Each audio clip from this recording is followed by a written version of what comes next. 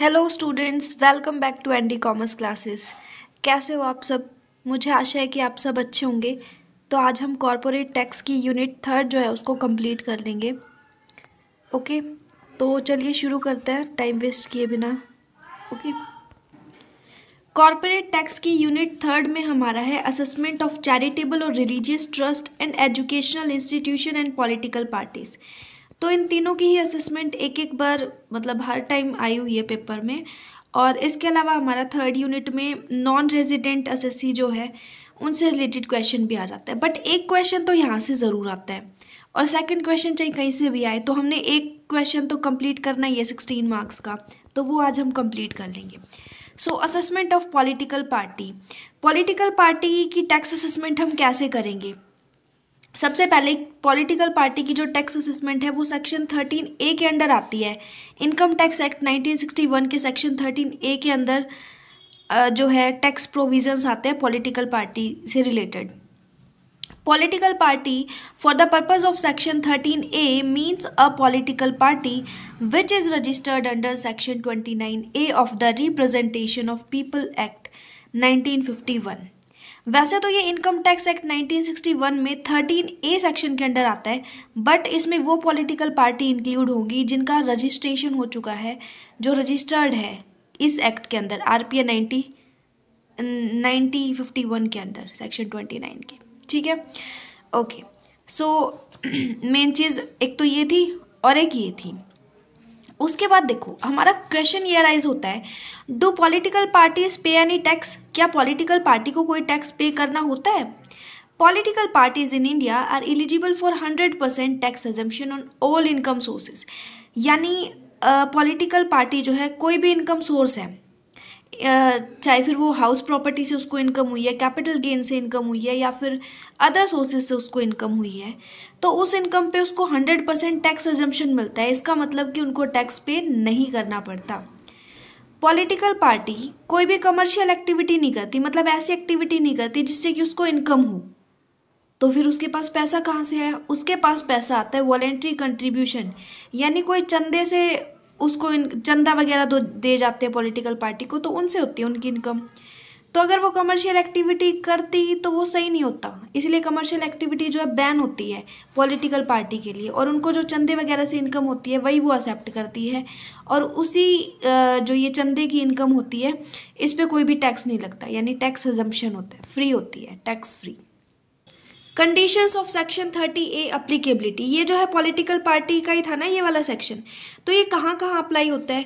Political party to enjoy tax exemption provided under section 13A need to fulfil the following condition. अगर जो political party है उसको tax exempt चाहिए अपना, मतलब टैक्स ना पे करे, तो उसको कुछ एक कंडीशन जो है वो फॉलो करनी पड़ेगी। क्या क्या condition? First one is to be registered under section 29A of RPA act था ना हमारा, हमने पीछे पढ़ा था, तो उस एक्ट के अंदर उसको रजिस्टर्ड होना चाहिए। पहली कंडीशन ये है, तभी उसको टैक्स एग्जेम्पशन मिलेगा। सेकंड ये कि जो उसके बुक्स ऑफ अकाउंट है या फिर अदर डॉक्यूमेंट है उनको वो मेंटेन रखेगी।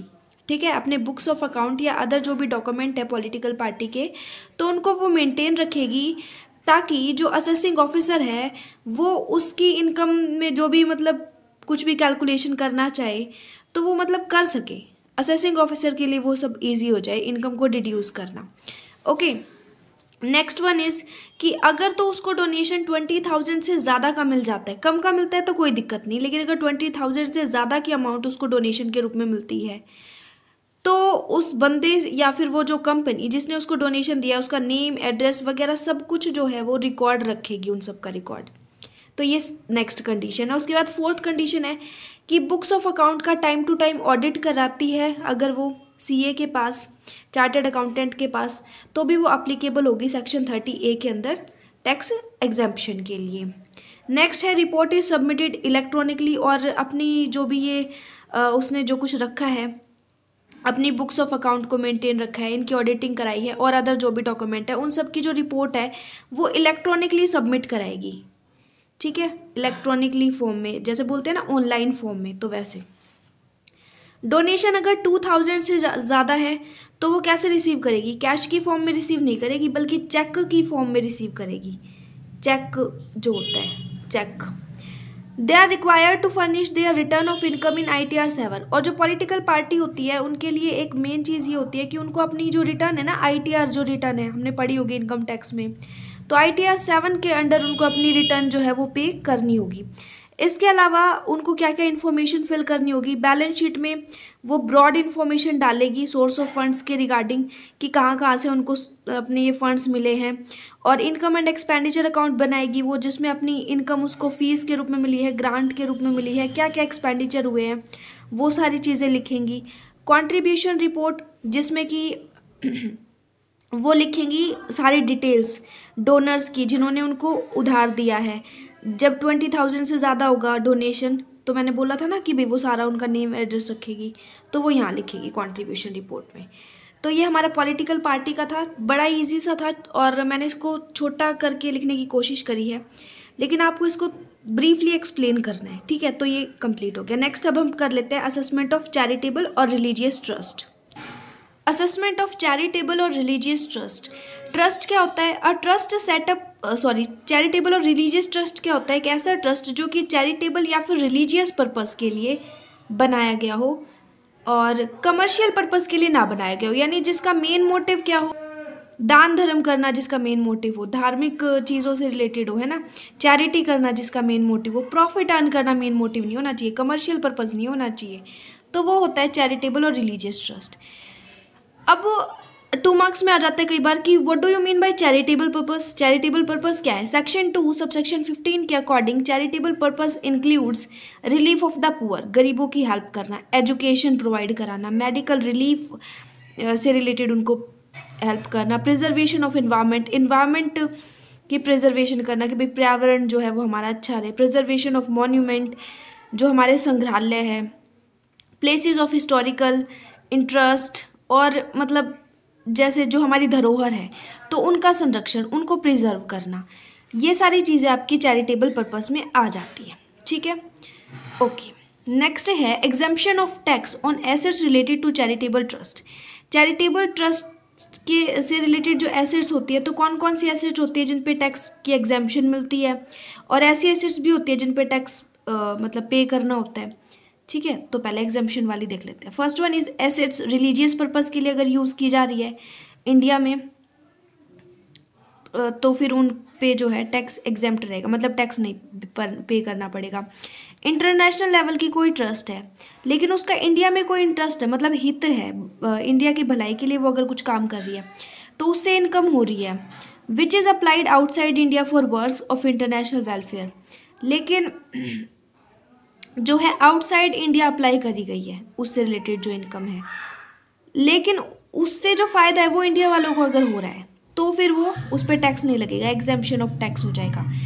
ओके, अगर हमें इनकम वॉलेंट्री कॉन्ट्रीब्यूशन के थ्रू यानी चंदे के थ्रू मिली है और तो उससे रिलेटेड स्पेसिफिक डायरेक्शन दिया गया है कि वो जो है ना part of whole of the trust का ही पूरा हिस्सा एक भाग माना जाएगा और ट्रस्ट का एक पार्ट है, इसीलिए एग्जेम्पशन फ्री हो गया। अगर ट्रस्ट जो है मतलब कोई टैक्स पेयर है, उसने कोई ट्रस्ट इस्टेब्लिश करा 1 अप्रैल 1962 से पहले, तो उसमें जो भी एसेट्स लगाई हुई है ना, मान लेते हैं कि वो पार्टली है, मतलब पूरी की पूरी चैरिटेबल पर्पस के लिए नहीं लगाई गई, हाफ जो है उसका कुछ हिस्सा जो है वो चैरिटेबल पर्पस के लिए लगाया गया। तो इन इंडिया में प्रीवियस ईयर में उस एसेट्स में से जो कि चैरिटेबल पर्पस के लिए है, जितनी भी इनकम हुई है उस एसेट से, वो इनकम जो है एग्जेम्प्ट होगी। Income from charitable purpose is exempted, okay. Previous year में सेक्शन 11 जो है उससे अगर इनकम डिराइव्ड हुई है, और सेक्शन 11 जो डोनेशन वॉलेंट्री के रिगार्डिंग होता है, और अगर वो रिलीजियस पर्पस के लिए भी ही यूज़ किया जाता था तो एग्जेम्प्ट होगी। कोई भी ट्रस्ट है तो वो एसेट यूज़ करता है, पार्शियली रिलीजियस पर्पस के लिए यूज़ करता है, और उससे हमें कैपिटल गेन हो जाए उस एसेट से, जिस एसेट को हम पार्शियली रिलीजियस पर्पस के लिए यूज़ कर रहे हैं, तो फिर उस कैपिटल गेन का एक हिस्सा जो कि रिलीजियस ट्रस्ट से रिलेटेड होगा, सिर्फ वही हिस्सा एग्जेम्प्टेड होगा, अदर हिस्से नहीं होंगे। नेक्स्ट देखें, अब वो तो थी एग्जेम्प्टेड, लेकिन चैरिटेबल ट्रस्ट की कुछ इनकम ऐसी भी होती है ना जो नॉन एग्जेम्प्टेड होती है। तो कौन सी इनकम होती है जो नॉन एग्जेम्प्टेड होती है? Income used for personal religious objective.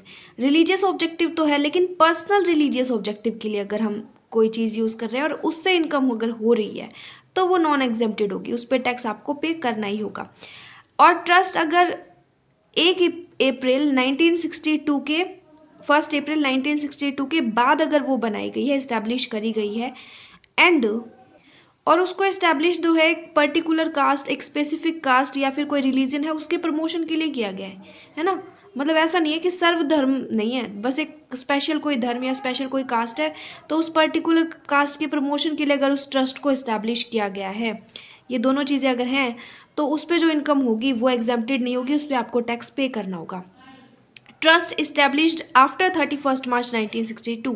अगर 31 मार्च 1962 के बाद अगर ट्रस्ट इस्टेब्लिश की गई और उसकी इनकम जो है डायरेक्टली या इनडायरेक्टली इन 4 चीज़ों से रिलेटेड है तो भी वो नॉन एग्जेम्प्टेड होगी। कैसे? फाउंडर ऑफ ट्रस्ट के पर्सनल बेनिफिट से अगर रिलेटेड हो, ट्रस्ट या मैनेजर के पर्सनल बेनिफिट से रिलेटेड हो, रिलेटिव ऑफ ट्रस्टी के बेनिफिट से रिलेटेड हो, डोनर से रिलेटेड हो जिसने कि प्रीवियस ईयर में इतना डोनेट किया है 50,000 जो है 50,000 तक, तो फिर उनके पर्सनल बेनिफिट के लिए अगर ये है और 31 मार्च 1962 के बाद इस्टेब्लिश हुई है तो फिर उस पर आपको टैक्स पे करना ही होगा, यानी वो एग्जेम्प्टेड नहीं होगी।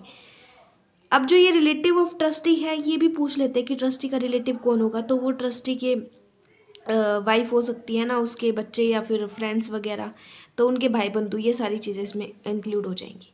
फिर उसके बाद है नेक्स्ट एनोनियम्स डोनेशन। ये जो है, अगर एनोनियम्स डोनेशन का मतलब होता है गुमनाम चंदा, कि भाई आपको कोई डोनेशन मिला लेकिन आपको उस बंदे का नाम नहीं पता जिसने ये डोनेशन दिया, या उस कंपनी का, उस संस्था का नाम नहीं पता। वैसे तो ये वॉलेंट्री कंट्रीब्यूशन होता है जो कि सेक्शन 2 सबसेक्शन 24 क्लोज 2A के अंडर आता है। इसकी भी 2 मार्क्स में आ जाता है, कई बार पूछ लिया जाता है इसको भी 2 मार्क्स में। तो अगर ऐसा कोई चंदा है, ऐसा कोई डोनेशन है तो वो भी नॉन एग्जेम्प्टेड होगा, उस पर भी आपको टैक्स पे करना पड़ेगा। अब सबसे इम्पॉर्टेंट चीज़ प्रोसीजर, बहुत इंपॉर्टेंट है।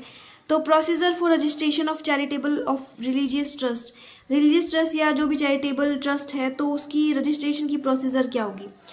Organisation who are willing to get registered under section 12AA needs to file form 10A। तो चैरिटेबल ट्रस्ट इस सेक्शन के अंदर आता है, सेक्शन 12AA के अंडर, और तो उनको सबसे पहले तो फॉर्म फिल करना पड़ेगा, 10A जो फॉर्म है वो फिल करना पड़ेगा। और तो अगर वो ऐसा फॉर्म फिल करती है तभी वो चैरिटेबल ट्रस्ट या रिलीजियस ट्रस्ट मानी जा सकती है। क्या क्या प्रोसेस होगी? सबसे पहले अप्लाई करेगा टैक्स पेयर कंसर्न कमिश्नर को, जो कि इनसे रिलेटेड है ना, रिलीजियस ट्रस्ट और चैरिटेबल ट्रस्ट से रिलेटेड है, उस कमिश्नर को टैक्स पेयर एक एप्लीकेशन डालेगा कि भाई मेरे को इसमें रजिस्ट्रेशन कराना है चैरिटेबल ट्रस्ट बनाने के लिए। फिर उसके बाद वेरिफिकेशन। अब जो वो कंसर्न कमिश्नर है वो क्या करेगा, वो देखना चाहेगा कि भाई ये जो टैक्स पेयर है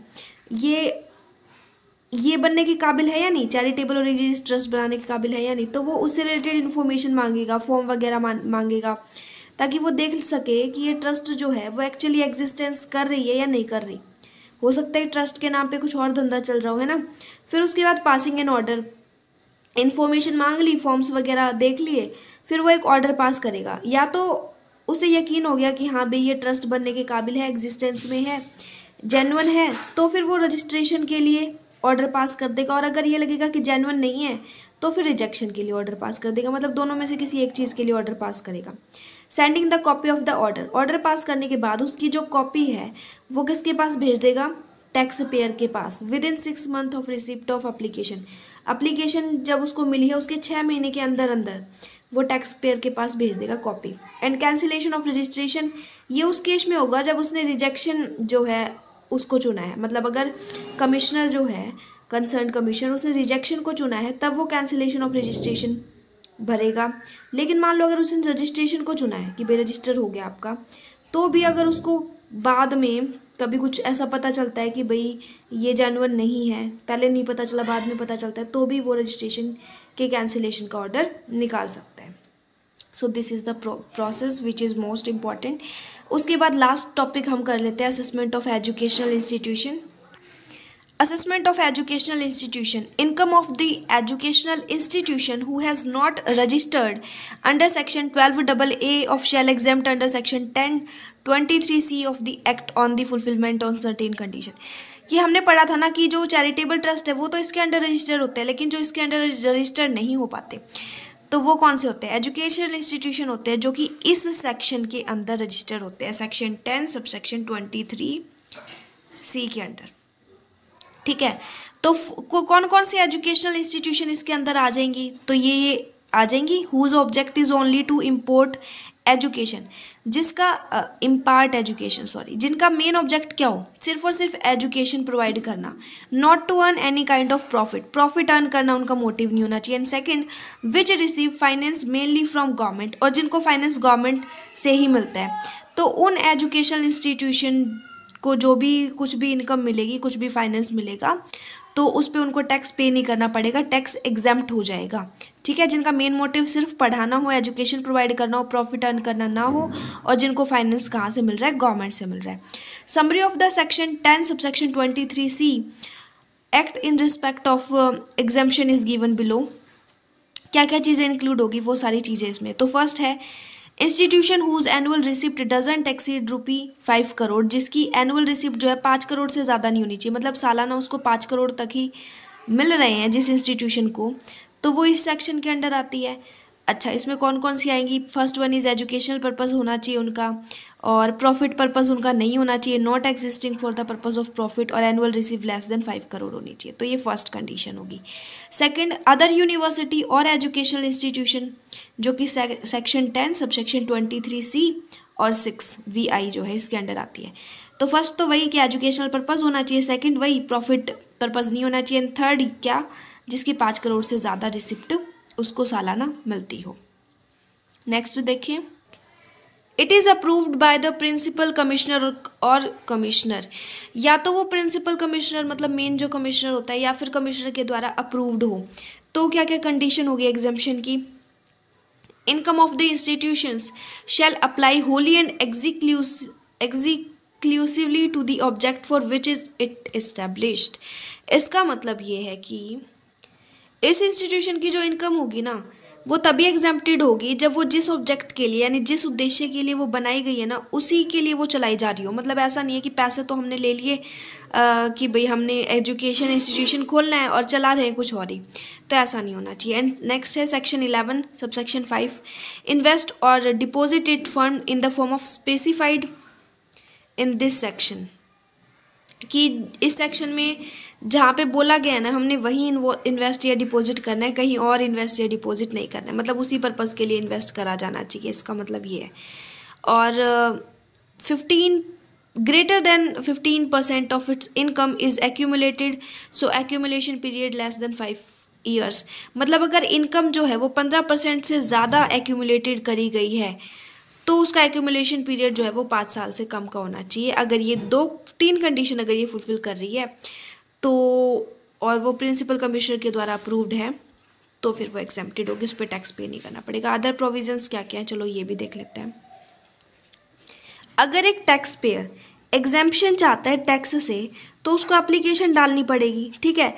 और वो एप्लीकेशन कब डलेगी? 30 सितंबर of assessment year in which tax exemption is needed. जिस ईयर में टैक्स एग्जम्पशन चाहिए ना, उस ईयर के 30 सितंबर तक, उस असेसमेंट ईयर के 30 सितंबर तक उसको एप्लीकेशन डाल देनी होगी टैक्स पेयर को, तभी उसको एग्जम्पशन मिलेगी टैक्स से। प्रिस्क्राइब्ड अथॉरिटी को राइट होता है, मतलब कि जो कमिश्नर या फिर प्रिंसिपल कमिश्नर होते हैं उनको ये अधिकार होता है कि वो कोई भी इन्फॉर्मेशन मांग सकता है, नेसेसरी इन्फॉर्मेशन इस रिगार्डिंग कि भाई जिसके लिए ये खोली जा रही है इंस्टीट्यूशन, उसी के लिए खोले जा रही है या फिर कोई और है, मतलब वेरीफाई करने के लिए कि भाई बिजनेस जेन्युइन है या नहीं है। फिर उसके बाद एप्लीकेशन को अब वो एक्सेप्ट भी कर सकते हैं, रिजेक्ट भी, ये एक प्रोसेस है। ये आपको ध्यान होगा कि हमने चैरिटेबल ट्रस्ट में भी ऐसी पढ़ी थी कि एक्सेप्ट भी कर सकते हैं, रिजेक्ट भी। अच्छा, इसमें ये बोला है कि with in 12 month of the submission of the application, 12 महीने के अंदर अंदर उनको ये बताना होगा कि एप्लीकेशन को एक्सेप्ट करा है या रिजेक्ट करा है। ये जो अथॉरिटी है ये विद इन 12 मंथ ये बता देगी। और उसके बाद है कि टैक्स पेयर जो है उसी के लिए अप्लाई करे जिस बिज़नेस को वो सेटअप करना चाहता है, एंड फ्यूचर में भी वो उसी को बिजनेस को वो करेगा, ठीक है। तो प्रेजेंट में भी वो उसी के लिए अप्लाई करे, मतलब वही चीज़ है कि अगर एजुकेशन के लिए वो चाहता है तो एजुकेशन के लिए ही वो अप्लाई करे, ऐसा नहीं है कि कोई और बिजनेस खोल के बैठ गया हो। फिर सेक्शन 11 सबसेक्शन 5 में ये बोला है कि जिस चीज़ के लिए सेटअप किया गया है बिजनेस उसी में वो इन्वेस्ट करेगा, कोई अदर इन्वेस्ट या किसी अदर प्लेस पे वो इन्वेस्टमेंट नहीं करेगा। सेक्शन 10 सबसेक्शन 23C बोलता है कि इनकम जो है अगर एक्सीड हो जाए किससे, टैक्स फ्री लिमिट से, जितनी मान लेते हैं कि टैक्स फ्री लिमिट उसकी जितनी भी है, अगर वो उस लिमिट से एक्सीड हो जाए, मतलब उसकी इनकम बढ़ जाए, तो फिर उसको इससे की जो रिपोर्ट है ना वो इलेक्ट्रॉनिकली सबमिट करनी पड़ेगी विद रिटर्न कौन सी, ITR जो रिटर्न है। तो थर्ड यूनिट में 16 मार्क्स का एक क्वेश्चन कंप्लीट हो चुका है और वीडियो काफ़ी बड़ी भी हो चुकी है। तो ठीक है, नेक्स्ट अब हम देखते हैं फोर्थ यूनिट। नेक्स्ट वीडियो के साथ मतलब फोर्थ यूनिट देखेंगे। और जिनका कल एग्ज़ाम है उनको all the best for the exam. First और सेकंड यूनिट आपकी हो चुकी है, आपने पढ़ भी ली होगी, और थर्ड यूनिट भी कर लो, तो 3 यूनिट हो जाएंगी। तो वैसे तो हो ही जाएगा मेन, बट ठीक है, मैं कोशिश करूँगी कि मैं फोर्थ यूनिट भी आपको कल सुबह तक या तो प्रोवाइड करा दूँ। इससे ज़्यादा जल्दी तो हो नहीं सकता, बिकॉज नोट्स भी थोड़ा बहुत उसमें करेक्शन करना होता है। तो ठीक है, जिसने अब तक चैनल को सब्सक्राइब नहीं करा है वो चैनल को सब्सक्राइब कर दे। वीडियो अगर अच्छी लगी तो लाइक कर दीजिएगा, और कमेंट सेक्शन में कमेंट कर सकते हो, आप बता सकते हो कोई स्पेसिफिक टॉपिक आपको समझना आया हो, समझना हो, फोर्थ यूनिट में कोई स्पेसिफिक टॉपिक समझना हो या कुछ भी। और इसके अलावा कल कॉर्पोरेट टैक्स का अगर आपका एग्ज़ाम है, और हो सकता है परसों आपका किसी और चीज़ का एग्ज़ाम हो, तो नेक्स्ट एग्ज़ाम आपका जिस सब्जेक्ट का आप वो मुझे अभी से बता सकते हो, ताकि मैं अभी से नोट्स वगैरह उसके बना के आपको वीडियो जल्दी प्रोवाइड करा दूँ।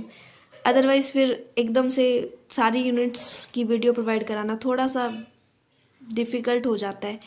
तो ठीक है, आप मुझे कमेंट सेक्शन में ज़रूर बताइएगा। Thank you so much.